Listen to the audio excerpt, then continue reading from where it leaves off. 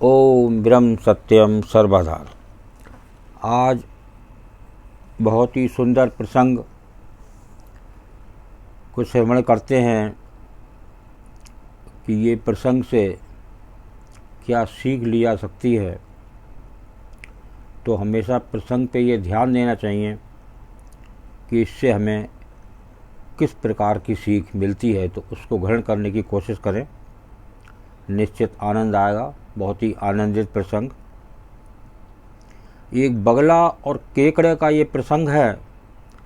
एक वन प्रदेश में एक बहुत बड़ा तालाब था। हर प्रकार के जीवों के लिए उसमें भोजन सामग्री होने के कारण नाना प्रकार के जीव, पक्षी, मछलियाँ, कछुए और केकड़े आदि वास करते थे। पास में ही बगला रहता था, जिसे परिश्रम करना बिल्कुल अच्छा नहीं लगता। उसकी आंखें भी कुछ कमज़ोर थीं। मछलियाँ पकड़ने के लिए तो मेहनत करनी पड़ती थी जो उसे खलती थी, इसलिए आलस के मारे वो प्रायः भूखा ही रहता था। एक टांग पर खड़ा यही सोचता रहता था क्या उपाय किया जाए कि बिना हाथ पैर हिलाए रोज़ भोजन मिले। एक दिन उसे एक उपाय सूझा तो वो उसे आजमाने बैठ गया। देखिए, जो खाली बैठता है तो वो कोई ना कोई ऐसा उपाय सोचता है कि मुझे खाना मिलता रहे बस, और कुछ हो या ना हो। तो बगला तालाब के किनारे खड़ा हो गया और लगा आंखों से आंसू बहाने। एक केकड़े ने उसे आंसू बहाते देखा तो वो उसके निकट आया और पूछने लगा, मामा क्या बात है, भोजन के लिए मछलियां का शिकार करने की बजाय खड़े आंसू बहा रहे हो। तो बगले ने जोर की हिचकी ली। अब भर्राए गले से बोला, बेटे बहुत कर लिया मछलियों का शिकार, अब मैं ये पाप कार्य नहीं करूँगा। मेरी आत्मा जाग उठी है, इसलिए मैं निकट आई मछलियों को भी नहीं पकड़ रहा हूँ। तुम तो देख ही रहे हो। केकड़ा बोला, मामा शिकार नहीं करोगे, कुछ खाओगे नहीं तो मर नहीं जाओगे। तो बगले ने एक और हिचकी ली। ऐसे जीवन का नष्ट होना ही अच्छा है बेटे, वैसे भी हम सबको जल्दी मरना है। मुझे ज्ञात हुआ है कि शीघ्र ही यहाँ 12 वर्ष लंबा सूखा पड़ेगा। तो बगले ने केकड़े को बताया। ये बात उसे एक त्रिकालदर्शी महात्मा ने बताई, जिसकी भविष्यवाणी कभी गलत नहीं होती। केकड़े ने जाकर सबको बताया कि कैसे बगले ने बलिदान व भक्ति का मार्ग अपना लिया है और सूखा पड़ने वाला है।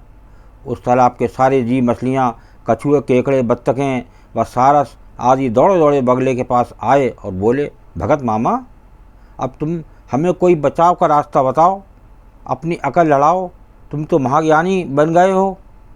तो बगले ने कुछ सोच कर बताया कि वहाँ से कुछ कोस दूर एक जलाशय है, जिसमें पहाड़ी झरना बहकर गिरता है।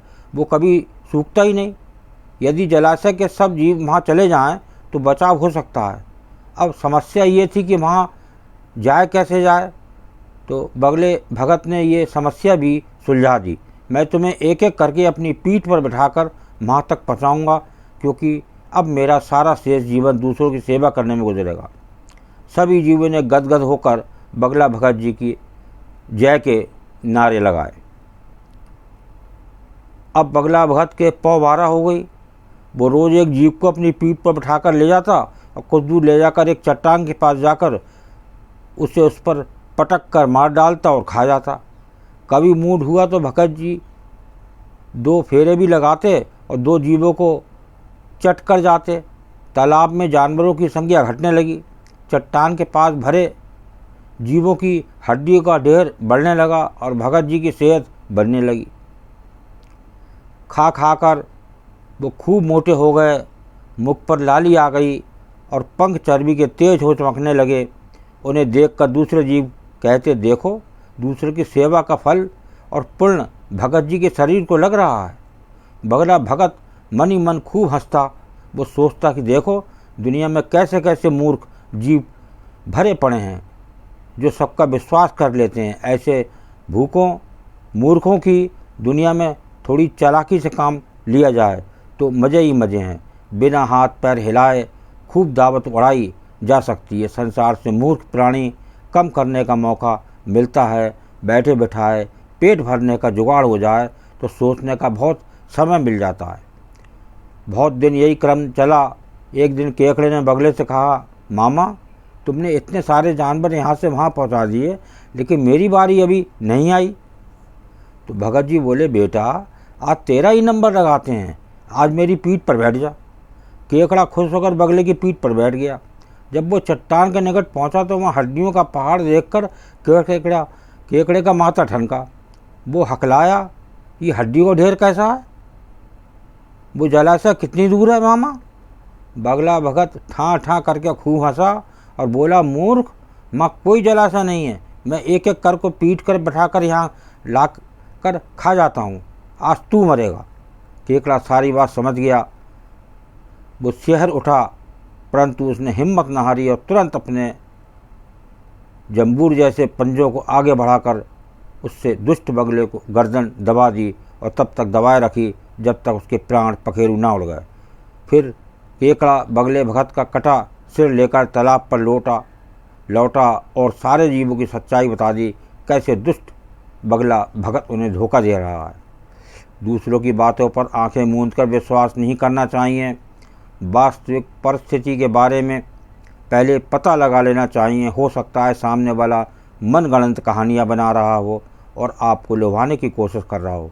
कठिन से कठिन परिस्थिति और मुसीबत के समय में भी अपना आपा नहीं खोना चाहिए और धीरज व बुद्धिमानी से कार्य करना चाहिए। तो ये देखिए, एक धीरजता और एक बुद्धि प्रभु ने दी हुई है। खाली बैठना एक नया कोई ना कोई गलत कार्य एक बुद्धि में आता है और उसका जीवन कुछ दिन के बाद वो बेकार हो जाता है। आज जो है गुरुओं की बाढ़ आई हुई है देश में, लेकिन आप देखिए इतने गुरु की बाढ़ होते हुए भी, इतने सत्संग होते हुए भी कि आज कोई जीव सुखी नज़र आता है और नित्य दुख बढ़ लिया है, क्योंकि वो झूठे गुरु जो है वो बहला फुसलाकर, जैसे इस केकड़े ने बहला फुसलाकर एक एक करके सबको खा लिया। इस प्रकार ये जीवन का बर्बादी हो रही है। एक सच्चा गुरु, पूर्ण गुरु, एक गुरु थे महात्मा मंगत राम जी, त्रिकालदर्शी गुरु, सिद्ध पुरुष, जो बरेली भी आए और कुछ लोगों को पता भी नहीं चला। तो एक ऐसा सत्पुरुष हो जिसके खाते में एक पैसा भी ना हो। आज के गुरुओं में करोड़ों संख्यों रुपए की बाढ़ आई हुई है और आए दिन देखने को मिलता है कि गुरु जेलों में भी डाले जा रहे हैं। तो ऐसे गुरु से बचें, ऐसे चालाकी किसी जीप से बचें। ये आजकल ज़माना ठीक नहीं है और ध्यान दें और इस प्रसंग से क्या सीख मिल सकती है।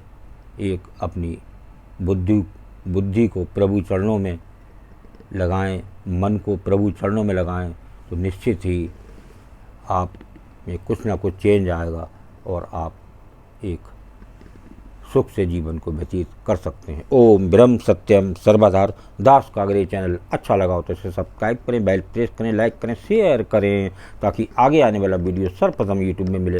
ब्रह्म सत्यम सर्वधार।